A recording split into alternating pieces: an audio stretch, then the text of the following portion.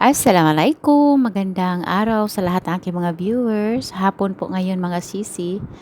Nakikita niyo po mga sisi, namulaklak na yung aking malunggay pero na-yellow-yellow siya. Kinain kasi ng insekto. Plan kong putulan siya pero nakita ko na mulaklak kaya pinabayaan ko muna. Ayan, so lalabas pala kami ni Mr. mga sisi kasi bibili ako ng pilon at lises at mga sinulid kasi busy na ako ngayon sa aking tahi. Kaya pag may mga kulang kahit konti ay nagpasama ako ni Mr. para bumili. So ito nadaanan namin mga sisi. Ito pala ay isang accommodation mga sisi para siyang condominium type. Ayan. So nandito na po lahat. Marami na pong naka-rent dyan at mayroon pa ding available. Kung gusto ninyong mamuhay ng comfortable, na kapag pupunta kayo ng Pakistan, pwede kayong mag-grab or magkuha ng ganyan mga klase. So, dito ay wala kayong problema about sa water at sa electric kasi sa lugar na ito ay hindi po nag-blackout. So, dito marami talagang mga accommodation, mga apartment, mga flat, mga bahay na pinarentahan.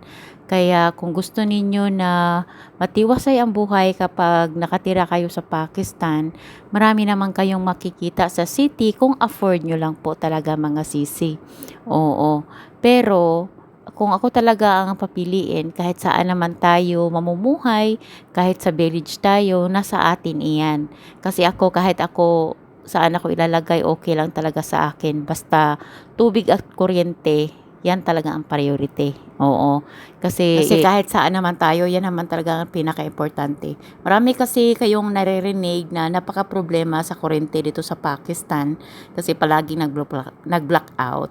So, totoo po yun mga sisi. Sa labas po dito ng komunidad namin at sa iba't ibang lugar ng Pakistan, palagi po talagang nag-blackout. Ayan. So, ayun na nga mga sisi. Alam niyo po talaga mga sisi, ay naka-encounter na po talaga ako dito noong nag-open ako ng bank account. Napaka medyo slight masakit talaga. Sinabihan ako ng nung isang bangko na gusto naming mag-open dahil nga sa sahod ko sa YouTube. So, nung dito ako, nakatanggap na rin ako ng sahod sa Pilipinas sa YouTube dati. Hindi masyadong malaki. Pero at least nakasahod din ako that time. So nag-open ako doon sa Pilipinas ng bangko doon sa BDO. Oo. Tapos iniwan ko 'yun sa anak kong babae. Tapos nung pangalawang sahod ko sa YouTube ay hindi na claim ng anak ko kasi yung balance pala sa BDO ay pababa. Kasi kailangan siya ng remaining balance na 2.5. Sinabi ko yun sa anak ko. Tapos, bumaba pala siya. Naging 600. So, para siyang na-block. Oo. Hindi na tinanggap yung pinadala ni YouTube na sahod ko. So, ang nangyari, nag-message sa akin si YouTube. Tapos, nagproblema ako that time kung anong gagawin ko. Nag-research ako anong gagawin ko. So, kailangan kong mag-open ng bank account dito sa Pakistan. So, ang nangyari, pinachiki ko iyon. Kasi hindi yun pwede na dito. Kapag kinash out na, yun bang sinisend out na ni YouTube yung salary mo, ay hindi yun pwede na babalik yun sa account mo at i-transfer kapag nag-transfer ka sa Pakistan. Hindi na. Ang choice mo lang is cheque. Kung wala kang bank account, cheque. So, ayun ang nangyari. Cheque siya. Dumating sa amin. So, binigay ko yung address. Dumating nga ang cheque sa amin. Tapos, ang cheque pala na iyon ay hindi pwede na maano kung wala ako. Oo. Tapos, ako dito sa Pakistan. Nakauwi ako, I think, 2 years. Oo, more than 2 years. So, para siyang, nabasa ko yung chiki na kailangan ko daw mag-open ng bank account, tapos i-transfer daw siya doon. Kaya, ano na, masyadong marami pang mga proseso. So, pinabayaan ko na lang iyon, nasayang siya. Oo. Tapos, matagal na, more than 2 years na. Kaya, ang ginawa ko, nag-open ako dito sa Pakistan. Noong pag-open ko dito sa bank account, may isang bangko na nilapitan namin. Napaka-stricto mga sisi. Sinabihan talaga ako nga, saan daw ako galing, ano daw nationality ko. Sabi ni Mister, ako ay sa Pilipina. Galing ako Philippines. Oo, ganun. Tapos, ang inano akong ano ko sisi, diretso talaga, direject yung ano ko. Yung hindi inapprovean. Oo, kasi daw, ang Philippines daw ay poor country. Sabi yan. Hindi ako nag-ano talaga. Yun talaga ang sabi. Poor country daw, ganito. Grabe sila ka-stricto. So, nadismaya ako nun. Nagproblema din ako. Tapos, nag-transfer kami ulit sa isang bangko. Marami ding hiningi. Oo, ang daming hiningi sa amin. Si Mister, di ba, nag-retired na siya. So, kailangan ng payslip, ganun ba? Ay, Diyos ko Lord. Gabi na kasi, maantok na ako. So, ang nangyari, binakapan ako ng anak ni Mister. Oo, kasi kailangan mo ng source of income kapag nag-open ka ng bank account. Tapos, yun na, binakapan ako sa anak ni Mister, yung payslip niya, ganon. At may tatak iyon. Kaya nakuha namin ang aming mga anong kailangan ng bangko. So, 2 bangko ang na-open ko kasi for sure ba. Pero kailangan mo talagang palagi yung hinuhulugan, ganon ba. So, yun, na-transfer yung sahod ko sa YouTube gamit ang bank account dito sa Pakistan. Pero, kapag mag-open ka ng bank account, kailangan talagang may POC card ka kapag asawa ka ng Pakistani. Tapos, kapag isa kang trabahante dito, kailangan mo talaga ng valid na visa, na working visa.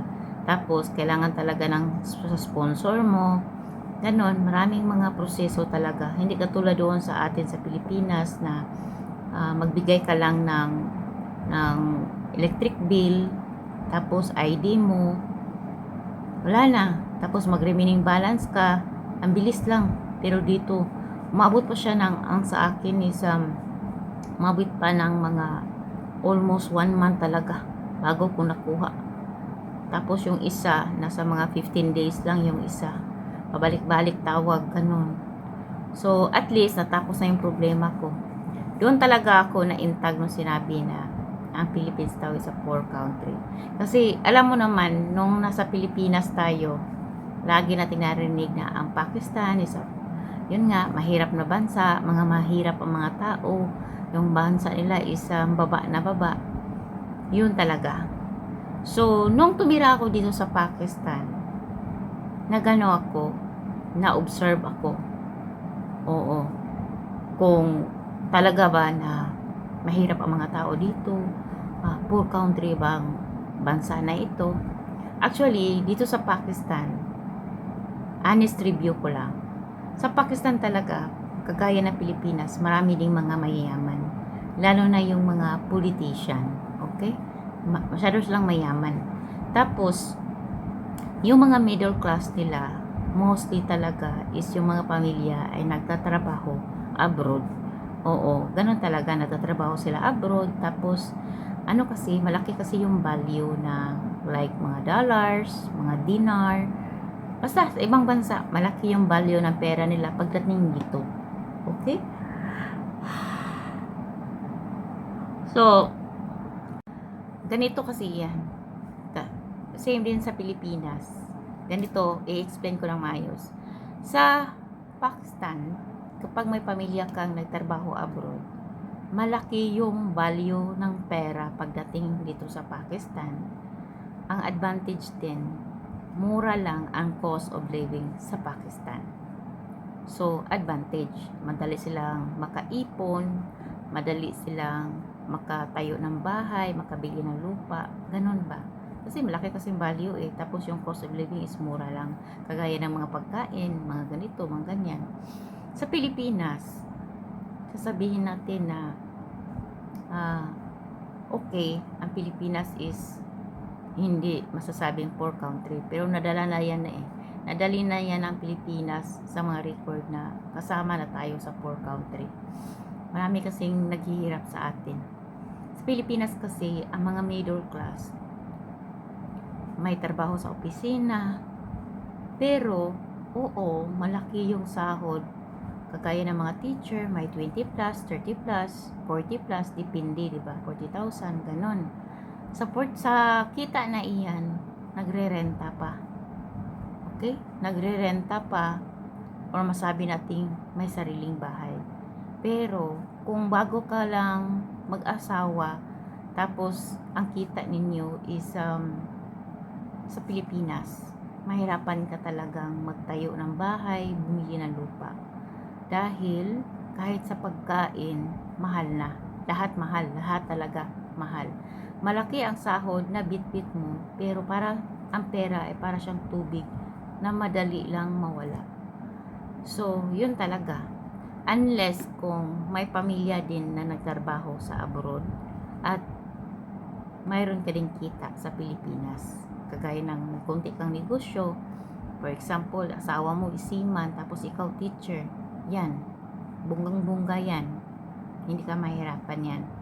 Pero kapag minimum wage talaga, mga sister, totoo talaga, kasi ako, dala ko na yan sa Pilipinas, minimum wage. Ang hirap talaga, para ka na lang nagtatrabaho para lang mabuhay. Wala na yang ipon-ipon ganon. Basta mabuhay ka lang ngayon, mabuhay ka bukas, ganon lang talaga mga sister. Pero dito sa Pakistan, sa naobserbaran ko, ang mga babae, mostly sa kanila, nasa bahay lang talaga. So, ang mga lalaki ang nag-provide ng lahat. So, sila yung naghahanap buhay. Okay? Naghahanap buhay sila. For example, mga tindero ng mga prutas. Okay? So, ang mga tindero ng mga prutas, kasi yung kapatid ng katulong lang ni Mr. sa baba, nagtitinda yun ng mga prutas. Dati. Tinanong ni Mr. kung magkano yung kita niya sa isang araw. Kita means profit niya. Okay? Profit. Yung ginansya niya. Sabi ng kapatid ni Mr., hindi siya liliit ng 1,000 rupees. Okay? Yang 1,000 na rupees na yan, malaki na yan sa mga minimum wage, mga sisi. Parang nadala na siya sa minimum wage. Oo. Hindi laliit ha. For example, may nagtitinda ng ukay-ukay. Nakita ko maraming 5,000, 1,000 na bit-bit niya sa araw na yun, yung kaibigan ni Mr. So it means, kahit yung mga kita nila, negosyo ng nagtitinda, ng mga prutas, ng mga malaki yung kita nila kung dito sila namumuhay sa Pakistan. Oo. Yun talaga ang nakita ko. Pero sa loob ng isang bahay, maraming mga anak na lalaki, lahat yan kumikita, nagtatrabaho. So, ang pamilya nagtutulungan, hindi sila nahihirapan. O, diba? Ang napansin ko nga, kahit sa tingin natin napakasimpleng tao nila, nagtitinda lang ng mga karne, mga gulay, pero Diyos ko Lord, ang lalaki ng mga bahay, tapos marami pang savings sa bangko. Yun talaga ang na-compare ko sa isip ko. Sabi ko, sa Pilipinas, minimum wage, para ka na lang nagtatrabaho na mayroon kang makain 3 times a day. Oh, mahirapan ka talagang mag-ipon. Dahil kahit sabihin natin mag-commute ka, i-times mo iyon, pangangailangan sa bahay, lalo na yung mga anak ka, may pamilya ka. Ang hirap nun. Kahit dalawa pa kayong kumita na minimum wage. Okay? Gaya dito, noong taga-ahit ng scissor ko. Laki ng kita niya. Sabi niya, kumikita siya 3,000. Ganon. Ano lang naman yung invest niya sa negosyo niya. Kunting kuryente at yung taga-sharpen na bagay. Isang beses lang niya binili yun. Tapos kuryente lang. So it means, patok na patok ang kanyang negosyo. Sabihin nga natin mababa siya, pero malakas siya. Kumikita. Kasi araw-araw kasi maraming nagpa-sharpen ng mga kutsilyo, mga gunting, kahit ano pa, yung pang pusher mo sa manicure, mga gamit mo, pwede siyang i-sharpen sa kanila. Yun bang, anong tawag sa Tagalog? Yun bang kailangan natin maging sharp? Sa English pa sharp. Sa Bisaya pa, pinabaid. Okay? So, yun talaga. Kahit maliit yung kita nila sa tingin natin, pero sapat na yun sa pamilya nila. Bakit? Hindi kasi sila maluho, mga sisi. For example, yung mga lalaki nila. Tapos sasabihin ng mga tao na mabaho, madumi. Kapag ang mga lalaking iyan lalabas ng kanilang mga bahay, magsusuot sila ng damit na pang ganyan. For example, ano sila? Mekaniko. So, syempre, nagsusuot sila ng madumi. Kasi alam nila madudumihan sila. Hindi sila nag-care. Hindi na kailangan na maligo sila. Tapos, plansado. Tapos, mekaniko ka. Ganyan naman tayo mga Pilipino. Kailangan natin magsuot ng malinis. Kahit mekaniko, kahit pupunta tayo sa rice field, magtanim tayo, malinis pa rin yung suot natin. Pero sa kanila, hindi. Oo, hindi. Kapag construction workers lang, nagsusuot sila na naayon sa kanilang trabaho kasi alam nila na madudumihan yung damit nila. Kaya napakadugyot nilang tingnan para sa atin. Pero sa kanila, napaka-importante iyon kasi ayaw na nila yung damit nila madumihan pa. O, ganun ba? Katulad na magpipinting ka. So, syempre, kailangan mo magsuot ng madumi na kasi nadumihan na eh. Kung pwede yung basahan, okay na sa kanila. Ganon ba? Pero kumikita sila ng maayos. Tapos hindi sila materialistic na, lalo na yung mga lalaki, na bumibili ng mga bagay na hindi essential sa bahay. Ang binibili lang nila is yung pagkain, pangailangan ng mga anak. Hindi katulad sa atin, mostly sa Pilipinas, parcel everyday. Kahit marami pang mga damit. Kapag kasi, pag low family, alam nila yung limitasyon nila. So, hindi sila palaging nag-order ng ganun. Kasi, pinahalagahan nila yung kunting sahod nila. Pinaghahandaan nila iyan kapag may ikakasal sa pamilya, may festival gaya ng Eid, Ramadan, yan ang pinaghahandaan nila. Sa atin kasi sa mga Pilipinas, kahit gaano tayo kakapos palad, order pa rin ng Shopee kasi dapat presentable tayo tingnan kahit pupunta lang tayo ng kanto. Ganon talaga. Yun ang pinagkaiba ng mindset ng Pilipino at dito sa Pakistan. Kahit sa India, mga ganon. Oo. Mano lang sila. Bumibili sila ng bagay kahit mahal. Basta natitingnan nila, for example, sa mga gold, mga lupa, ganun talaga. Ang mga mindset nila ba iba? Iba yung mindset. Nung time na for example sa asawa ko, madami yung damit. Oo, binibigay ng mga anak niya. Kahit sino may nagbibigay. Sa kanya nga lahat dito eh. Puno na ng kanyang mga damit itong dalawang cabinet sa labas at sa loob. Tapos sa kwarto, sa amin dalawang Yusef. Sa kanya, dalawa ang sa kanya. Napakalaki. Isang wall. Tapos, ang dami pa niyang damit. Hindi na yan bibili kapag mayroong Eid, mga festival. Hindi na yan siya bibili. Kasi marami pa siyang damit eh. Lalaki kasi. Tapos, ang mga babae dito, puwera na lang sa mga may kaya. So, palagi nag-o-order yan. Nahilig sila sa mga damit eh. Pag babae. Mga damit, mga jewelry, ganun talaga. Tapos, sa napapansin ko rin about sa pagkain. Dito sa Pakistan, sa 1 kilo na karne, ganito kalaki yung sibuyas, 3 ang ilagay. Pero ako hindi ko kaya. Oo, hindi ko kaya ng ganon. Kapag nag-grocery kami, ang pinipili ko, ganito kalaki, yung mga maliliit. Ang pinakamaliit yung pinipili ko. Bakit? Kasi hindi ako masyadong naglagay ng maraming sibuyas. Kasi nasanay na ako sa atin eh. Oo. Yung sakto lang, mga ganito. Ayaw ko kasi yung ganon kalaki. Tapos, 3 ilagay. Pero ako, ayaw ko kasi na maraming sabayan. Kapag ganito, hinahati ko.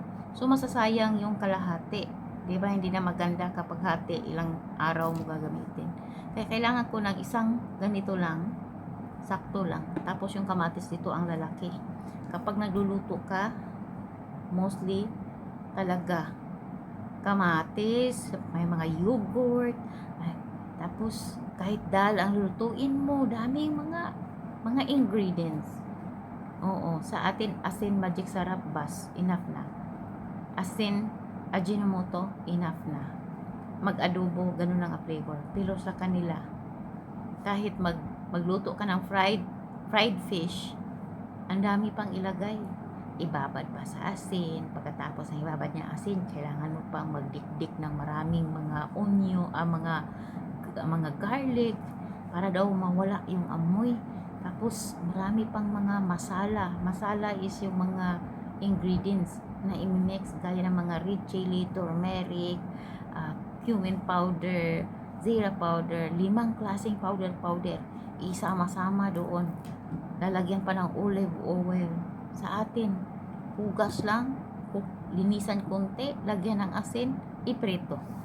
Finish. Ang sarap na. Mag-sauce lang tayo ng kamatis. Sa kanila hindi. Ang dami pang mga chichiburichi. Oo, ganun sila. Tapos paraging kumakain ng fresh. Yung manok nila, binabalatan. Ayaw nilang magkasakit kasi unhealthy daw yung mga balat ng manok. Ganon sila mga sisi. So, napagtagpi-tagpi ko. Ang middle class sa atin, minsan, nagigipit pa rin. Minsan, kumakain na lang tayo ng tuyo, na-enjoy tayo.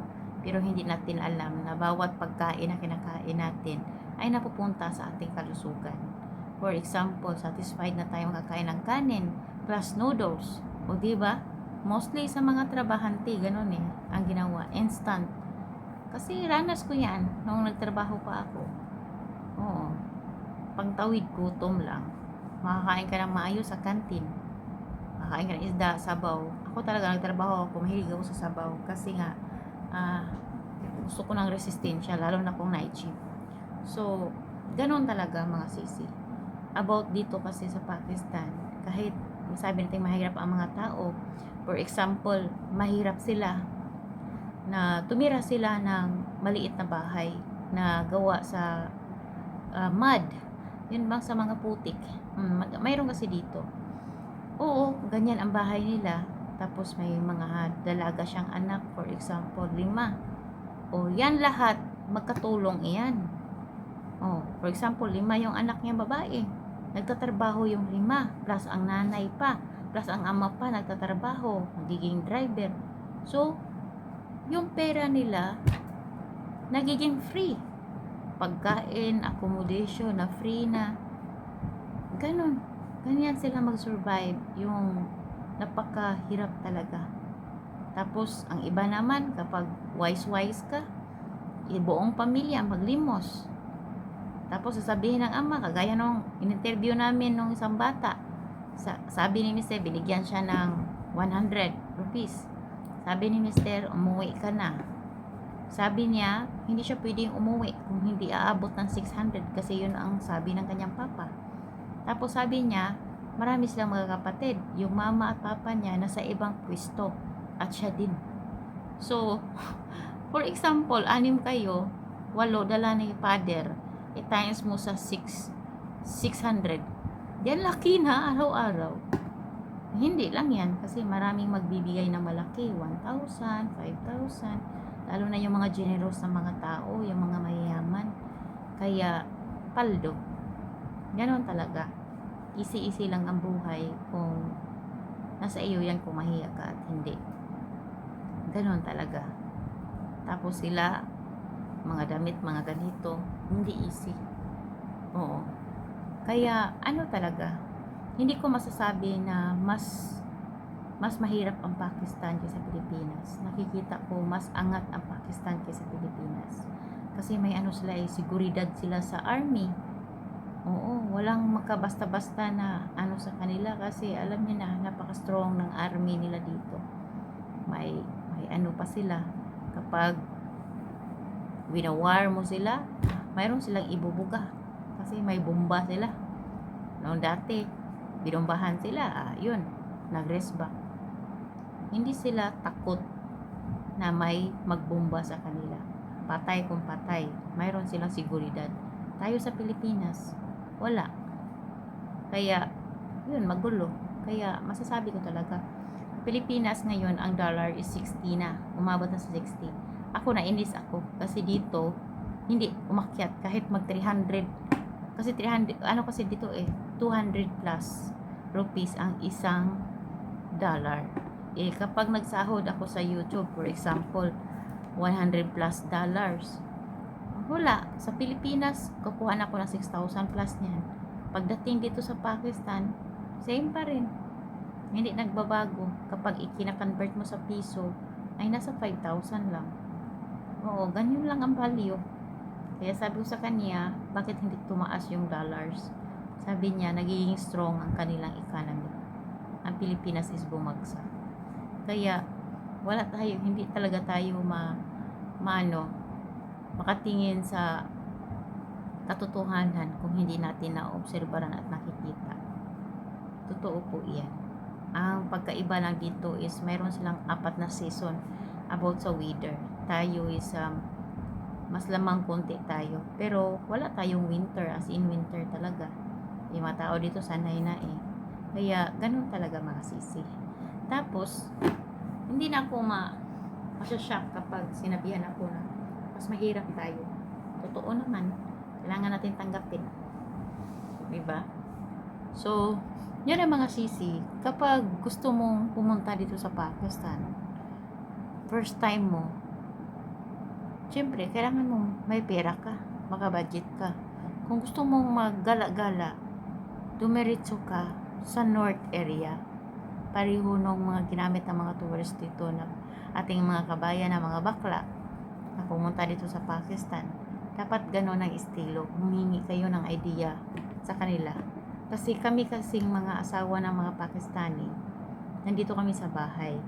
Yearly, lalo na kapag may after Ramadan, bakasyon ng mga anak, ay pupunta talaga sa ibang bayan, lalo na kung may mga kamag-anak. Oo, mga malalayo kasi. At magastos talaga, sa totoo lang. Oo, magastos talaga. Nung pumunta kami sa Muri, kapag pumunta ka ng Muri, malayo iyan. Nasa dulo ng tuktok ng bundok. Oo, hindi madali na pupunta ka doon kung yung sasakyan mo ay hindi makaakyat sa bundok. Sabi ko nga, nung pumunta ako doon, sabi ko, Diyos ko Lord, kung itong sasakyan na to babalik, patay na ako. Oo, matakutin kasi ako sa heights. Napakatuktok talaga ng bundok. Oo, malamig din doon. Kaya, kung gusto nyong magdawar-dawar or gusto niyong pumasyal, mayroon talaga kayong bitbit na pera. Kasi hindi basta-basta pupunta ka ng Mari kung wala kang pera. Accommodation, kung gusto mo magstay ng hotel, pagkain, tapos yung transportation, kasi nga bago kayo dito, ganon. Hindi kasi pwede na gusto mong gumala, tapos yung pera mo isakto lang, tapos dito ka naglanding sa Lahore. Oo, napakalayo sa northern dito sa Lahore, mga sisi. Pero pwede ka naman na kung dito talagang destination mo, pwede ka namang mag-package. Marami namang mga travel dyan na ma-package kayo about sa tourism dito. Pero mostly talaga sa mga tourist spot ay nasa northern area. Oo. At lalo na kapag ganito ang panahon, may init, maganda talaga kung doon kayo mag-stay sa northern kasi hindi sila masyadong mainit doon. Lalo na sa Swat, sa Mari, mayroong mga tourist spot sila na mga ganda doon. At kung mayaman ka, punta ka ng Scardo kasi nandoon ang 5-star hotel. Makikita ka doon ng mga apples, mga maraming bulaklak, mahaling restaurant. Kapag December, nagsusnow sila doon. Kaya, may enjoy mo talaga pagbakasyon ka ng Pakistan kung may pera ka talaga. Tapos may kasama ka. Bakit kailangan may kasama? Kasi kapag pupunta ka sa mga tourist spot, ay package iyan para makabudget. For example, gusto nyong mag-book ng mga sasakyan. So, kung marami kayo, di maghati-hati kayo sa babayarin. Mag-book kayo ng hotel para ba ma-enjoy ninyo. At least hindi lang ikaw mag-isa. May enjoy mo pa na, lalo na kung babae ka. Di ba, pwede magkalagala ka. Babae, gusto mo lang magdawar-dawar. Unless kung may partner ka dito. Di, walang problema. Oo. Pera lang talagang problema sa mundo. Kahit saan ka ibala ng kanyon. Kahit ibala ka ng kanyon, kung saan ka maglanding, kung may pera ka, walang problema. Pero kapag ang pera mo ay parang hold tight talaga, diretso ka na kung saan mo gustong pumunta. Kasi dito sa Lahore, wala ka naman masyadong makikita dito. Yung mga ano lang makita mo dito, mga kalsada, sa sentro ng Lahore, napaka-polluted. Tapos pupunta ka dito sa mga subdivision. Parang lang namang Pilipinas. Kapag magstay ka ng hotel dito, kagaya nung nasa video ko, medyo mahal talaga. Oo. Mag-tourist ka, kailangan mo mag-enjoy. So, mag-enjoy ka, kasamahin na rin yung budget. Ganun talaga mga sisi. Kaya, go na go talaga. Mag-ingat po tayong lahat. At yun lang po talaga masishare ko sa inyo mga sisi about sa Pakistan, sa ating Pilipinas. Kasi yan po talaga ang naobserbaran ko dito. So, dito na po ang ating mga video mga sisi. Ako po ay nagpapasalamat sa inyong lahat. At mega shout out sa lahat ng aking mga viewers. Sa silent viewer, magandang gabi po sa inyo at maraming salamat. Allah Hafiz!